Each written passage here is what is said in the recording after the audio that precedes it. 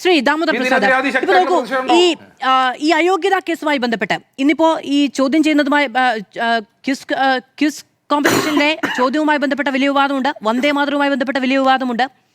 അത് പൂർണ്ണാർത്ഥത്തിൽ ആലപിക്കണം എന്ന നിർദ്ദേശം നൽകിയതുമായി ബന്ധപ്പെട്ട വിവാദങ്ങളുണ്ട്. ഈ അയോഗ്യതാ വിഷയവുമായി ബന്ധപ്പെട്ട് വി രാജേഷ്, തിരുവനന്തപുരത്തെ മേയർ, മാധ്യമങ്ങൾ ആവർത്തിച്ച് ചോദിക്കുമ്പോഴും പറയുന്നൊരു കാര്യമുണ്ടായിരുന്നു, ആർക്കും അയോഗ്യത ഉണ്ടാകില്ല. അത്രമേൽ കോൺഫിഡന്റ് ആയിരുന്നു, ഒരു നെഞ്ചിരിപ്പും ഉണ്ടായിരുന്നില്ല, ആർക്കും അയോഗ്യത ഉണ്ടായില്ല. ഈ മൂന്ന് കാര്യങ്ങളും വളരെ നിഷ്കളങ്കമായി സംഭവിച്ചു എന്നത്, അതായത് അങ്ങനെ ഒന്നും ഉണ്ടാകില്ല, അനുകൂലമായി സംഭവിക്കുന്നുണ്ട് എന്ന് ഉറപ്പുവരുത്താൻ ഒരു സംവിധാനത്തിന് കഴിയുന്നു എന്നുള്ളതാണ്.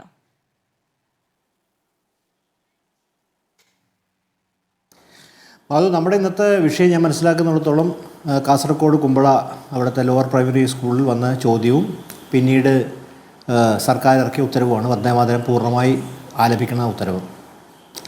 അയോഗ്യതയെ ബന്ധപ്പെട്ട സംഭവം ഉണ്ടായിരുന്നു. ഇതെല്ലാം പരസ്പര ബന്ധിതമായ സംഭവങ്ങളാണെന്ന് രാഷ്ട്രീയ ആരോപണം ഉന്നയിക്കുന്ന എന്നെ സംബന്ധിച്ചോളം കൺവിൻസിങ് അല്ല. അതൊരു ഗവൺമെൻറ്റിൻ്റെ ഒരു ആലോചനയുടെ ഭാഗമായിട്ടാണ് ഇത് ഓരോ സ്ഥലത്തും പ്രതിഫലിച്ചത്. ഉദാഹരണം നമുക്ക് നോക്കുകയാണെങ്കിൽ ഈ കുമ്പള സംഭവം എന്ന് പറയുന്നത് അവിടുത്തെ ഒരു സോഷ്യൽ സയൻസ് അധ്യാപകരുടെ ഒരു ഇതിൻ്റെ അകത്താണ്. അത് മന്ത്രി എൻ ഷംസീർ നേരിട്ട് അറിഞ്ഞു എന്ന് പറയുന്നത് അതൊരു തെറ്റാണ്. അങ്ങനെ പറയാൻ ഉത്തരവാദിത്വം അങ്ങനത്തെ എനിക്ക് രാഷ്ട്രീയ ആരോപണം ഉന്നയിക്കുന്നവർക്ക് ഉന്നയിക്കാം. പക്ഷേ അപ്പോൾ നമ്മളെ സംബന്ധിച്ചിടത്തോളം ഗവൺമെൻറ് അറിവിൻ്റെ അകത്ത് അത് വരുന്നതല്ല. പക്ഷേ അതിനെ തുടർന്ന് അങ്ങനെ ഒരു വന്നാൽ സർക്കാരിൻ്റെ പരിപൂർണ്ണ ഉത്തരവാദിത്തമുള്ള സ്കൂൾ വിദ്യാഭ്യാസ സംവിധാനമാണ്. അതിൻ്റെ പുറത്ത് സർക്കാരിൻ്റെ നയങ്ങൾക്കും അവർ മനസ്സിലാക്കുന്ന വ്യത്യസ്തമായിട്ട് ഒരു ചോദ്യം വരികയാണെങ്കിൽ, അത് സവർക്കറിനെ കുറിച്ച് ചോദ്യം വരികയാണെങ്കിൽ അതിൽ എന്ത് നടപടി എടുക്കുന്നു എന്നുള്ളത് സർക്കാർ ചെയ്യേണ്ട കാര്യമാണ്.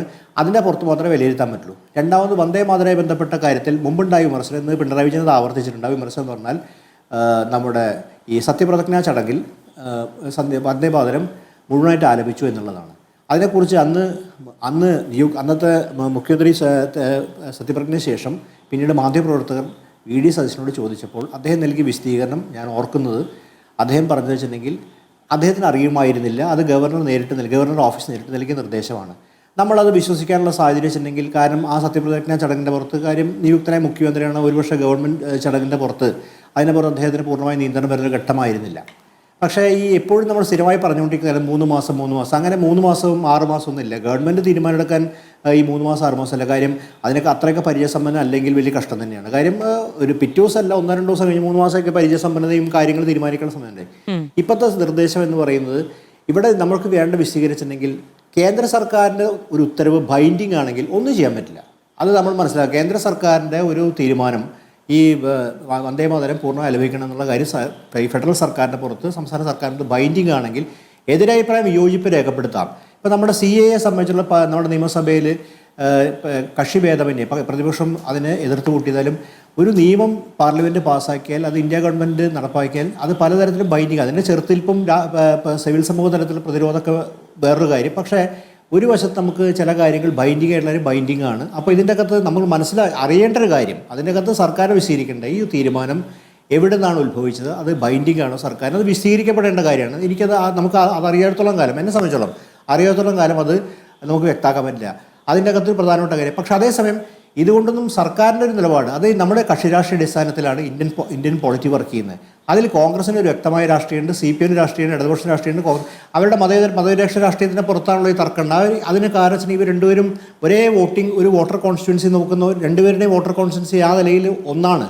അപ്പോൾ അതിൻ്റെ അകത്തുള്ള വോട്ട് ഷെയറിലുണ്ടായ വലിയ ഇടിവ് അതിന് കേരളത്തിലെ പരാജയത്തിൽ ഒരുപാട് ഉദാഹരണം നോക്കുകയാണെങ്കിൽ, ഇപ്പോൾ എൻ്റെ കൂടെ പാനലിലെ PM മാർഷോണ്. കഴിഞ്ഞ ഇടതുപക്ഷം ഭരിക്കുന്ന സമയത്ത് ആ PM മാർഷോയുടെ നേതൃത്വത്തിലുള്ള ഏറ്റവും കൂടുതൽ ഗവർണർക്കെതിരെ സമരം നടന്നിട്ടുള്ളത്.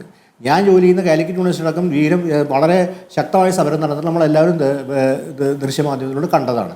പക്ഷേ അപ്പോൾ ഗവർണറെതിരെ വളരെ ശക്തമായ സമരം നടത്തി അദ്ദേഹത്തിൻ്റെ നേതൃത്വ വളരെ ശക്തമായ സമരം നടത്തിയിട്ടും തെരഞ്ഞെടുപ്പിന് ശേഷം തെരഞ്ഞെടുപ്പ് അതിൻ്റെ ഇമ്പാക്റ്റ് ഒന്നും കണ്ടില്ല. അപ്പോൾ ഗവർണർക്കെതിരെയുള്ള അത് വളരെ ശക്തമായി നമുക്ക് നടത്തിയ സമരങ്ങളാണ്. നമുക്കറിയാം, ആ സമരത്തെ മുദ്രാവാക്യങ്ങളൊക്കെ നമ്മളെല്ലാം കേട്ടാണ്. പക്ഷേ തെരഞ്ഞെടുപ്പിൻ്റെ സമയത്ത് ജനങ്ങളെ സംബന്ധിച്ചിടത്തോളം അതൊന്നും പരിഗണന വിഷയമായിരുന്നില്ല, അല്ലെങ്കിൽ അതിന് നിരാകരിച്ചു എന്ന് നമ്മൾ മനസ്സിലാക്കേണ്ടി വരും. അപ്പോൾ കേരളത്തെ രാഷ്ട്രീയത്തെ സമരം നിർണ്ണയിക്കുന്നതിൻ്റെ ഈ മതേതര ഘടകം അല്ലെങ്കിൽ മതനിരപേക്ഷ ഘടകം ഈ ഒരു കാര്യത്തെ മാത്രം ആസ്പദിച്ചിട്ടില്ല. മുസ്ലിം വിദ്വേഷം എന്നുള്ളതാണ്, ഞാൻ പറയുകയാണെങ്കിൽ മുസ്ലിം വിദ്വേഷമാണ് കേരളം നിരാകരിക്കുന്ന മതനിരപേക്ഷ നിലപാട്. അല്ലാതെ ഇത്തരം കാര്യങ്ങൾ വളരെ പ്രധാനപ്പെട്ടാണ്. ഞാൻ പറഞ്ഞത് സംഘപരിവാർ അനുകൂല രാഷ്ട്രീയം എന്ന് പറഞ്ഞ് എടുക്കണമെന്നല്ല, അത് കോൺഗ്രസും CPM എടുക്കാൻ പറ്റില്ല. പക്ഷേ മുസ്ലിം വിദ്വേഷത്തിൻ്റെ കാര്യത്തിലാണ് ഈ സർക്കാർ കേരളത്തിൽ ഏറ്റവും ജാഗരൂകമായി ഇടപെടേണ്ട ഒരു കാര്യം. അതിൻ്റെ അകത്ത് എവിടുന്നാണ് ഇസ്ലാമോഫോബിക് കണ്ടന്റ് ഉണ്ടാകുന്നത്, അത് എവിടെയാണെങ്കിലും അതിനോടുള്ള ചെറുത്തിൽ ഇപ്പോൾ ഈ സർക്കാർ, എനിക്ക് ഈ സമീപകാലമായിട്ട് അങ്ങനെ മുസ്ലിം മതവിദ്വേഷം, ഈ എന്താ പറയുക, മുസ്ലിം വിദ്വേഷം അല്ലെങ്കിൽ ഒരു പ്രദേശത്തെ ആക്രമണ നിലപാട് നമ്മുടെ കേരളത്തിൽ നമ്മുടെ സമീപകാലത്ത് അങ്ങനെ ഒരു സംഭവം ഉണ്ടായതിന് അതിനെതിരെ സർക്കാർ നിലപാടെടുക്കാതിരുന്നൊരു സിറ്റുവേഷൻ ഉണ്ടായിട്ടില്ലെന്ന് നമുക്കറിയാം. പക്ഷെ അങ്ങനെയുള്ള അനുഭവങ്ങളൊക്കെ നമ്മുടെ മുമ്പിലുണ്ട്. അപ്പോൾ ഇവിടെ പ്രധാനപ്പെട്ട ഒരു കാര്യം നമ്മുടെ മുമ്പിൽ മനസ്സിലാക്കേണ്ട കാര്യം, ഈ സമയത്ത് സർക്കാർ വ്യക്തമാക്കേണ്ട ഒരു കാര്യം, ഇതിൻ്റെ അകത്ത് ഈ ഫെഡറൽ തത്വത്തിൻ്റെ അകത്ത് സർക്കാർ നിലപാട് എന്താണെന്ന്, ആ നിലപാട് വിശദീകരിക്കാൻ സർക്കാരിന് ബാധ്യതയുണ്ട്. ഈ സവർക്കർ ബന്ധപ്പെട്ട ഒരു കാര്യം കൂടി പറയുന്നതെന്ന് വെച്ചിട്ടുണ്ടെങ്കിൽ, വി.ഡി. സവർക്കർ ഈ ഇന്ത്യൻ ദേശീയ പ്രസ്ഥാനവുമായി ബന്ധപ്പെട്ട് ഒരു ഹിന്ദുത്വ ദേശീയ പ്രസ്ഥാനത്തിൻ്റെ, വലതുപക്ഷ ദേശീയ പ്രസ്ഥാനത്തിൻ്റെ, വലതുപക്ഷ തീവ്രവാദ ദേശീയ പ്രസ്ഥാനത്തിൻ്റെ ഒരു ധാരയെ പ്രതിദാനം ചെയ്യുന്നതാണ്. ഗാന്ധി കേസിൽ കുറ്റാരോപിതനെ അദ്ദേഹം പിന്നീട് കോടതി കുറ്റമുക്തനാക്കി.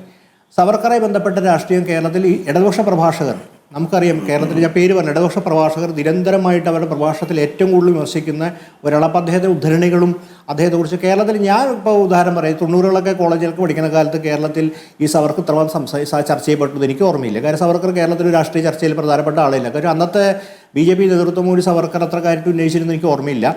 പക്ഷേ പിന്നീട് നമുക്കറിയാം, ഇപ്പോൾ ഇടതുപക്ഷം ഈ 2014 മോഡി സർക്കാർ അധികാരത്തിൽ വന്നതിന് ശേഷമൊക്കെ തന്നെ ഒരു സവർക്കറായിട്ട് പൊളിറ്റിക്സുമായി ബന്ധപ്പെട്ട് വലിയ വിമർശനം ഉണ്ടായിരിക്കണം. അപ്പോൾ സവർക്കർ കേരളത്തിൽ ചർച്ച ചെയ്യപ്പെടുന്ന ആളാണ്. വിമർശനാത്മകമായിട്ടായിരിക്കും ചർച്ച ചെയ്യും. സവർക്കറുടെ പേര് കേരളത്തിൽ ഉദ്ധരിക്കാത്തൊരു ഇടതുപക്ഷം ആവില്ല, അത് വിമർശനാത്മകമായിരിക്കും. അപ്പോൾ കേരളത്തിൽ സവർക്കർ ചർച്ച ചെയ്യപ്പെടുന്ന ഒരാളാണ് കേരളത്തിൽ.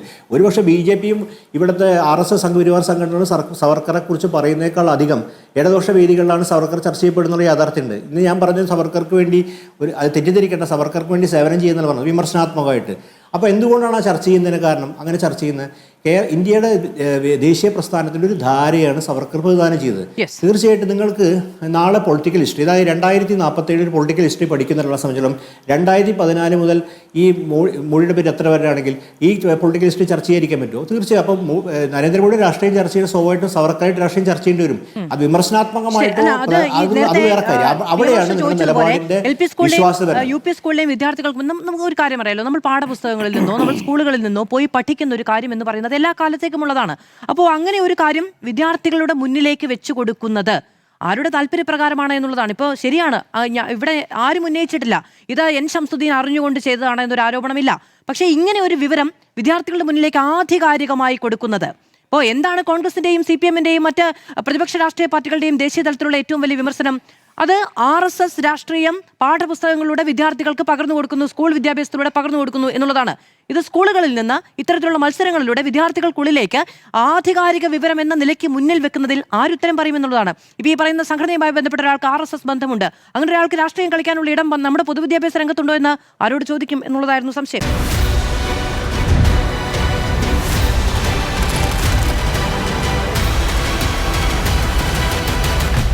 Debate with Madhu Saji.